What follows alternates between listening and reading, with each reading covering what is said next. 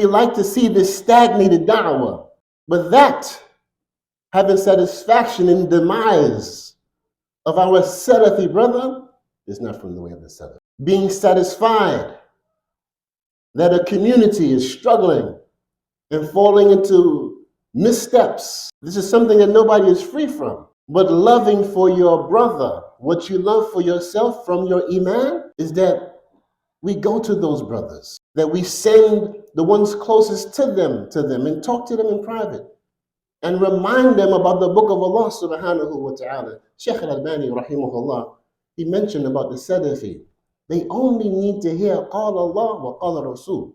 They don't need no whole bunch of explaining. Once you remove the ego out of the equation and you hear the command of Allah subhanahu wa ta'ala, then resemble the Salaf and hear and obey, ya ikhwa. These efforts can't be done on an individual basis, although we have to start with ourselves.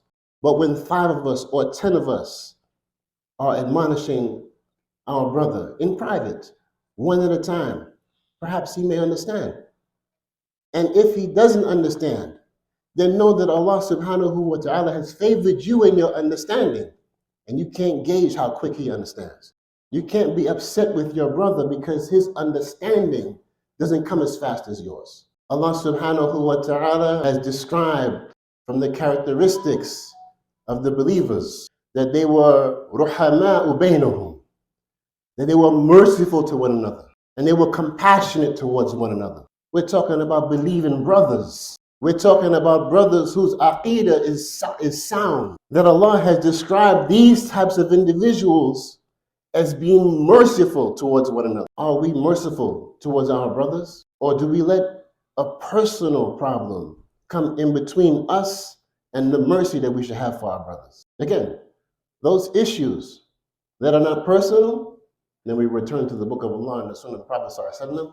We make those clear. And we're patient in our da'wah. Many of us, I can only speak to myself, but when we accepted Islam, we didn't leave off all falsehood that day. It took some time.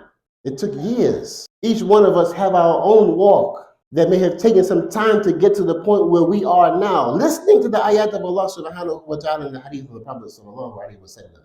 But when you advise your brother, you want instant results. Astaghfirullah.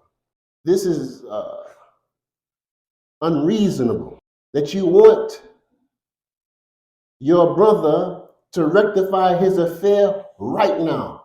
And if he doesn't do it right now, then he's condemned. Astaghfirullah.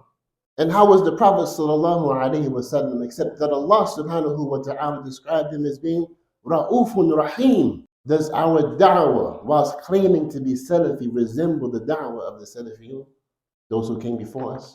Do our hearts tremble when we hear the ayat of Allah subhanahu wa ta'ala? Many of us, we don't even understand the Arabic language. So the Quran is not able to penetrate as it would if you understood the ayat. This is a personal problem that we have, that we're not arming ourselves with the tools necessary to accomplish that lofty goal. That we're hopeful that by attending a few classes and reading a few books, making a few prayers here and there, that Allah subhanahu wa ta'ala will have mercy upon us and allow us to enter into Jannah.